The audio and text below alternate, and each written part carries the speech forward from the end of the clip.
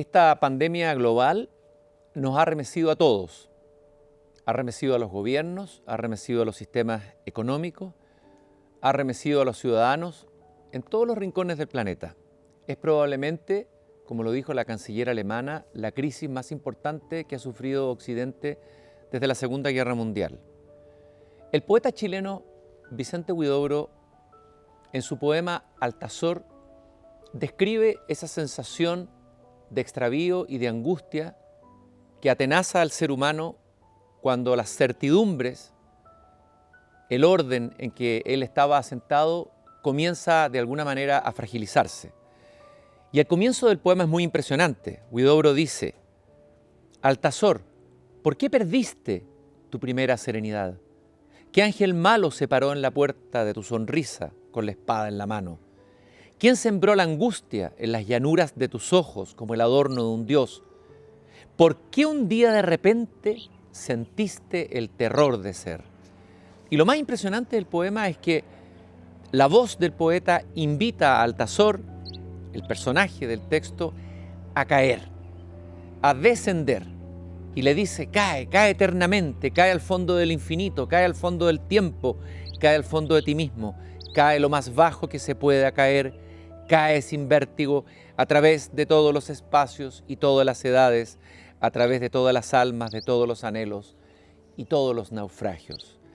A mí me parece que los poetas, que son los pensadores más potentes que tenemos en este país, tal vez el patrimonio cultural de más excelencia con la que contamos, tienen esa capacidad a veces profética de adelantarse a los acontecimientos y al mismo tiempo de entrar muy adentro en la angustia, la incertidumbre, que es lo que todos los seres humanos obviamente no queremos vivir cotidianamente. Y en este poema, Vicente Huidobro expone al personaje principal del texto a un remecimiento completo, a abandonar todas las certidumbres, de alguna manera a abandonarse. Hay un término que se ha usado en la mística, que lo usó la mística Santa Teresa Jesús, que es el término deshacimiento, desasirse. Nosotros hoy día estamos enfrentados a una crisis y a un extravío parecido. Hemos perdido y perdemos habitualmente la serenidad. La han perdido gobernantes que han demostrado actitudes poco prudentes al enfrentar la crisis, gobernantes de todo el mundo. Estoy hablando del presidente de Estados Unidos, el presidente de Brasil, hay una lista, el presidente de México. Pero también nosotros, como seres humanos, podemos ser rápidamente presas de la angustia, del miedo y de la paranoia. Y eso es el caldo de cultivo, obviamente, de soluciones peores que la enfermedad que nos atenaza hoy día y que nos amenaza. El mensaje profundo de Altazor es que el ser humano tiene que acostumbrarse a vivir con la incertidumbre. Estamos parados siempre sobre el abismo. La esencia del humano es la fragilidad. Lo que pasa es que esta crisis nos ha llevado a dos descubrimientos muy potentes y muy difíciles de asimilar al mismo tiempo. Por un lado, nuestra fragilidad. Nos habíamos olvidado tal vez de que éramos frágiles, pero la verdad es que somos esencialmente frágiles. Eso es lo que define el humano. Pero por otro lado, y esto es lo nuevo y es lo que nos mueve el piso completamente, la vulnerabilidad del sistema global moderno en el que estamos viviendo. No habíamos visto a un sistema económico tan fragilizado, a un sistema político tan fragilizado y tan remecido como ahora. Entonces, ante esta especie de combo de fragilidad, conciencia de la propia fragilidad y sensación de la vulnerabilidad, es cuando tenemos que ir a buscar pistas, mensajes que nos puedan ayudar a cruzar esta crisis. Y el ser humano desde el origen ha tenido que enfrentar crisis tan potentes o más que esta. Ese Homo sapiens que se levanta desde la naturaleza y que cuenta con la inteligencia y la conciencia, que es, alguien ha dicho, el regalo envenenado, porque la conciencia es la que nos hace más conscientes de nuestra propia mortalidad y fragilidad. El animal no tiene conciencia de la muerte. Un filósofo dice que el animal no muere, decede, que el hombre es el que muere. Ese Homo sapiens que se levanta ha tenido que cruzar hibernaciones gigantescas y largas, ha tenido que enfrentar epidemias devastadoras, ha tenido que enfrentar guerras. Y el hombre ha logrado sobrevivir y hacerse fuerte, no solo fuerte exteriormente, sino fuerte interiormente. Y es esa inmunidad interior la que también debemos cautelar en estos días. Para eso, creo yo, está el arte, la música, la poesía, la filosofía, que no deben ser consideradas como disciplinas reservadas solamente a los intelectuales o a los expertos. Los textos están ahí para darnos señales. Todas las novelas que se han escrito, la mayoría de las películas que se han hecho en la historia del cine, la música, nacen y vienen de algún estado de incertidumbre, de alguna catástrofe personal o colectiva, de algo que nos remece y nos obliga a replantearnos, a hacernos de nuevo las grandes preguntas de siempre y a levantarnos para tratar de avanzar hacia un futuro que es hoy día lo más incierto que tenemos. Pero al mismo tiempo hay que tener cuidado con aplicar las claves interpretativas o las teorías interpretativas con las que contamos para analizar lo que estamos viviendo hoy día. La primera tentación es sobreinterpretar lo que ocurre. Y ahí tenemos a veces discursos apocalípticos delirantes o también discursos negacionistas delirantes. En realidad hay que dejar que esta realidad hable, se muestre, vaya manifestándose en todo su devenir y en el decurso de lo que va ocurriendo. Hay una palabra muy bonita y muy interesante y muy útil de los griegos, la palabra epogé. Epogé significa suspender el juicio. A mí me parece que antes que sobreinterpretar lo que está pasando, tenemos que observar, tenemos que mirar, tenemos que aprender, tenemos que suspender el juicio. Eso es lo primero y me parece que es la máxima honestidad que se le puede exigir a un intelectual. Hay intelectuales que se han equivocado, se han apresurado a emitir juicios categóricos de lo que está pasando. Todavía no sabemos las derivas, porque no va a ser solamente una que va a tener esta crisis, que probablemente, como siempre en la historia, van a ser derivas, algunas negativas y otras probablemente positivas, porque la realidad está hecha de mucha más luz y sombra que a veces nuestro cerebro, que busca con su característica dualista de separar de lo que quisiéramos. La realidad es mucho más ambigua y mucho más de claroscuros. Esta crisis nos ha colocado en una situación límite, radical, extrema.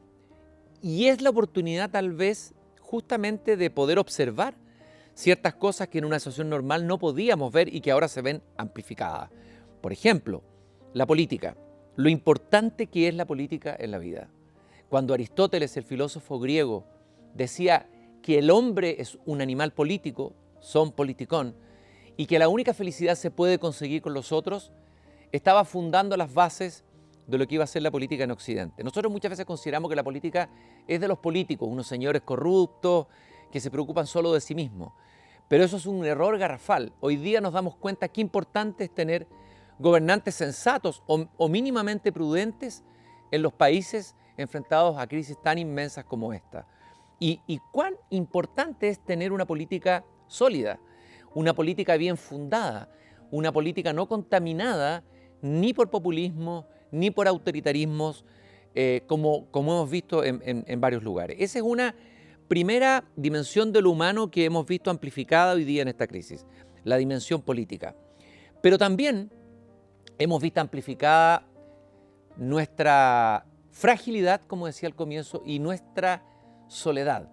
Nos encontramos de pronto obligados y forzados a volvernos hacia adentro, a encontrarnos con nosotros mismos y a encontrarnos con nuestra propia familia, con quienes vivíamos, creíamos vivir.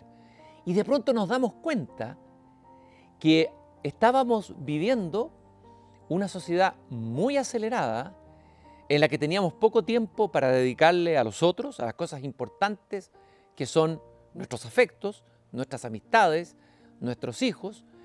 Y de pronto descubrimos que había otro tiempo de vida, que era posible estar presente en el desarrollo de nuestro hijo, en su educación, en la relación de pareja, etcétera, etcétera, etcétera. Descubrimos que tal vez, y nos hacemos la pregunta, veníamos de una manera de vivir un poco alienada, un poco enferma. Y en ese sentido, esta crisis nos ha obligado a darnos cuenta de muchas cosas que antes estaban completamente invisibilizadas. Yo les hablaba de que el ser humano se levanta y vuelve a caminar después de crisis tan tremendas como esta. En este caso, lo tremendo de esta crisis es la globalidad de esta. Tal vez es la crisis más global que hayamos tenido nunca en nuestro planeta. El hombre se levanta, pero se levanta no solamente porque genera herramientas, genera instrumentos, inventos, genera economía, cosas fundamentales para la coexistencia y la vida humana, sino que también el hombre genera significados. El hombre es un animal simbólico. El hombre siempre ha creado una interpretación de la realidad que le permite funcionar desde un relato de sí mismo. Todos nosotros nos contamos un cuento de nuestra propia vida. Tenemos, sin darnos cuenta, un cuento de nuestra propia vida. Cada cultura, cada país es un relato que ese país se ha hecho colectivamente a través de la historia sobre sí mismo. Ahí están los mitos, que a nosotros miramos hoy día como parte de una cultura tal vez supersticiosa e ingenua, pero en realidad la mitología, la leyenda, el mundo imaginario que fueron capaces de concebir, por ejemplo, los griegos o muchos pueblos originarios, son todavía una fuente de significación, de sabiduría y de interpretación de la realidad. Está desde luego la filosofía, está la literatura, las pinturas, la música. El hombre necesita crear significado. El ejemplo más claro es el hombre primitivo que tenía que cazar, que tenía el peligro encima, pisándole los talones, la muerte pisándole los talones y la enfermedad, y no solamente crea herramientas para defenderse, sino que también va y pinta sobre la caverna, coloca sus manos, hace los primeros dibujos en las cavernas de Lascaux y otras en el mundo. Eso es el ser humano. Y en esta crisis probablemente vamos a tener una explosión de cine, vamos a tener una explosión de literatura, una explosión de poesía, una explosión de filosofía, y es deseable que así sea. Vamos a necesitar mucho que el arte y las humanidades nos digan algo más profundo, más allá de un simple análisis político, económico o sanitario de la crisis. Y en ese sentido, quisiera compartir con ustedes algunos libros que son del pasado, pero que tal vez podrían mostrarnos cómo muchos de los problemas que estamos viviendo hoy ya los vivieron los seres humanos antes, y a través de la producción simbólica, literaria, estética, artística, elaboraron esas crisis de una manera tremendamente creativa. Lo primero que se me viene a la cabeza es decir que en La Peste Negra fue escrito el libro El Decamerón de Boccaccio. Es la historia de un grupo de mujeres que, huyendo de Florencia, que está afectada por la peste, deciden ir a refugiarse en una casa fuera de la ciudad. Pero no pueden ir solas porque en ese momento las mujeres eran muy frágiles y por lo tanto podían ser atacadas, violentadas, etc. Y convencen a un grupo de hombres, de muchachos, que las acompañan. Van a recluirse en una especie de villa y para pasar el tiempo y las horas, en la noche cada uno va contando un cuento. Y ese es el Decamerón. Se dice que con este libro partió la narrativa moderna en Occidente. Es decir, la peste incentivó a Boccaccio, un escritor, a crear un nuevo género, una nueva manera de narrar que va a marcar toda la historia de la literatura narrativa posterior en Occidente.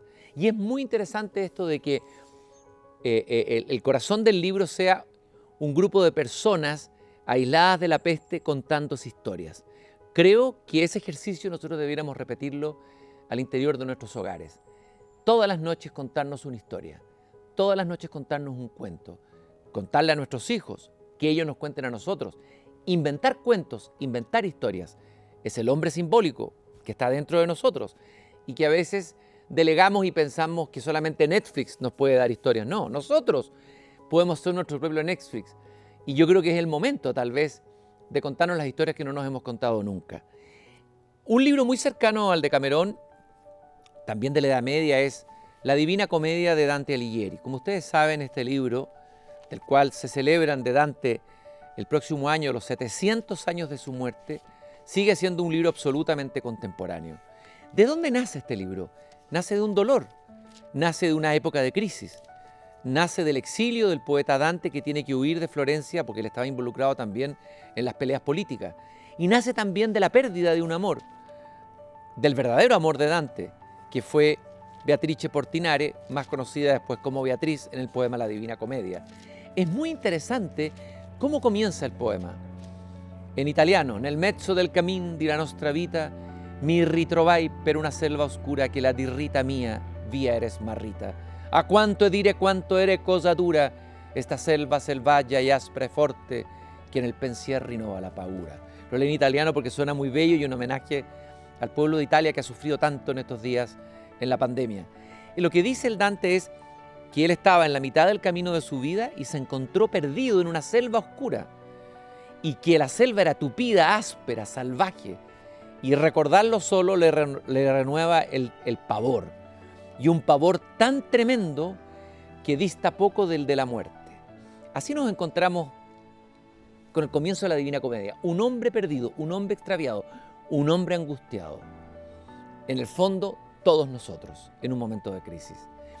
Y lo que va a hacer el Dante a través del libro es un viaje, igual que Altazor, que parte extraviado, el poema que les leí al comienzo, y va a tener que hacer un descenso personal adentro de sí mismo. En realidad, Dante no viaja a un infierno, un purgatorio y un paraíso exterior. Viaja dentro de su propio infierno, porque hay momentos en la vida en que tenemos que hacer ese descenso, conocer nuestra propia oscuridad, no huir de ella, enfrentar nuestros propios demonios. El confinamiento probablemente nos obliga a mucho de eso.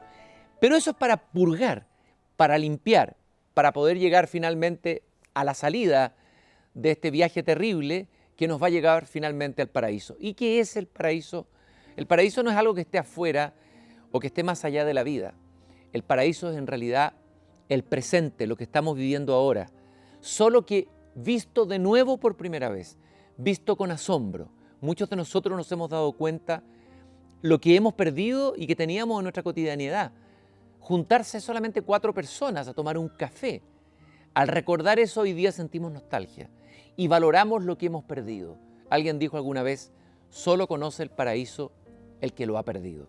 Por eso me parece que vale la pena volver a conversar con este clásico de la literatura que es la Divina Comedia del Dante.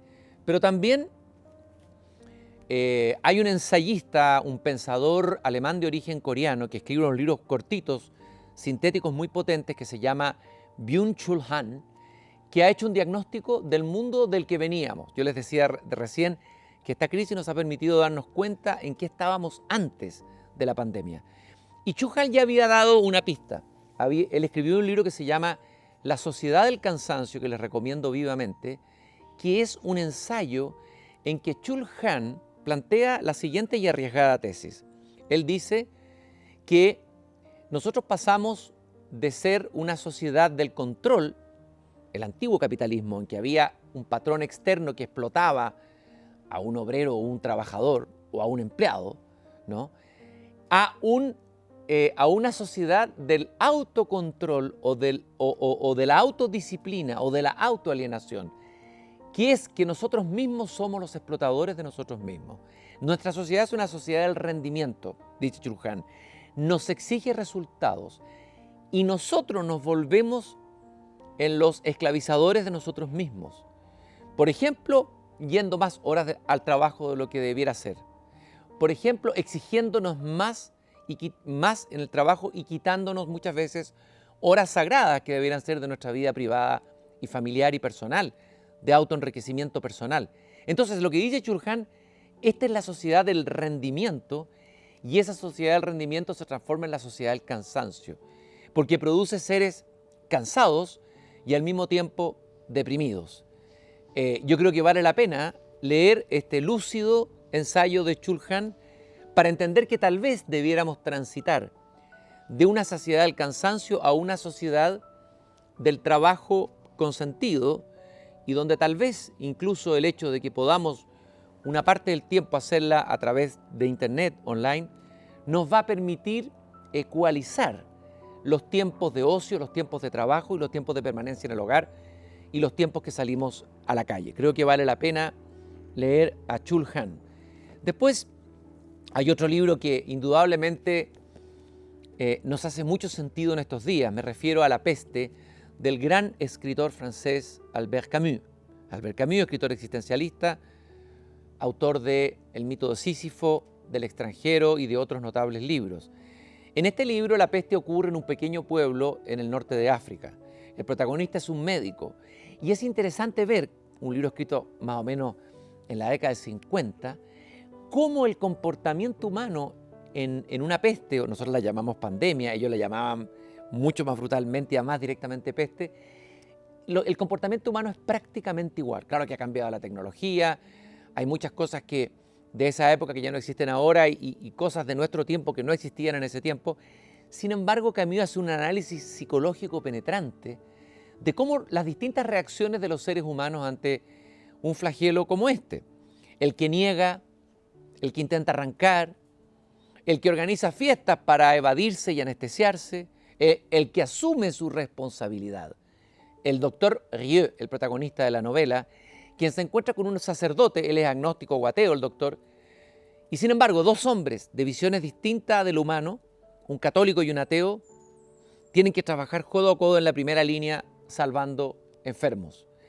Y ahí, de alguna manera, eso le da un sentido a esta peste, ¿no? El sentido del sacrificio, de la entrega por el otro, que es tan importante en una situación de crisis como esta. La peste de Albert Camus hay que releerla absolutamente.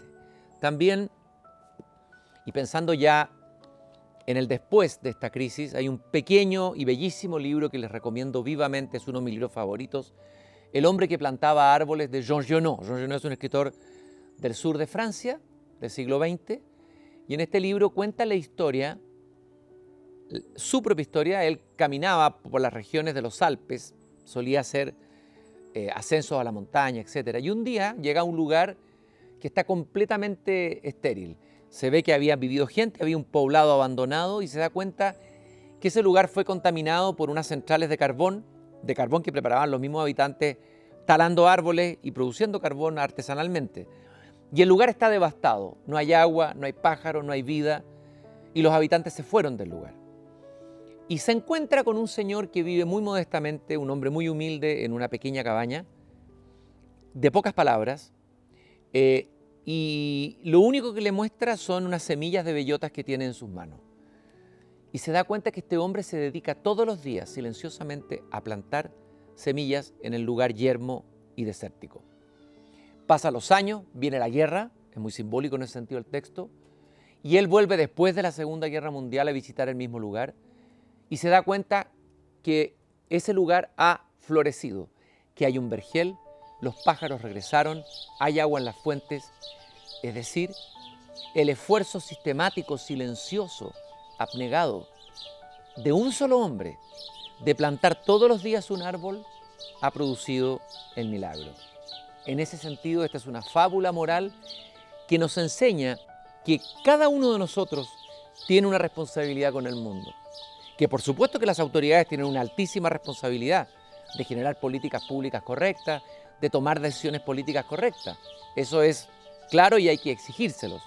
Pero también nosotros, cada uno de los habitantes de este planeta, puede producir el milagro de hacer florecer el vergel ahí donde hay un desierto. Y a mí me parece que si algo positivo puede salir de esta crisis es generar un ciudadano menos individualista, menos centrado en sí mismo, en sus pequeñas pulsiones, en sus pequeños deseos, en su afán consumista a veces sin límite, un ciudadano que se preocupe más del bien común de los otros y que sienta que el desafío de sacar adelante nuestro planeta, porque ya somos una realidad global, somos un planeta, somos un mundo interconectado, depende de cada uno de nosotros. Cada uno de nosotros debe convertirse en un hombre que planta árboles. Eso es lo que quería compartir con ustedes. Los saludo afectuosamente. Agradezco que hayan escuchado esta reflexión en voz alta de un ser humano igual de extraviado y con la misma incertidumbre de todos los seres humanos. Los saludo cordialmente a todos, especialmente a médicos, personal médico, personal de salud, que están hoy día en la primera línea de la lucha en esta pandemia. Y también quiero agradecer al laboratorio PharmaInvesti que hizo posible que yo pudiera compartir con ustedes este mensaje. Muchas gracias.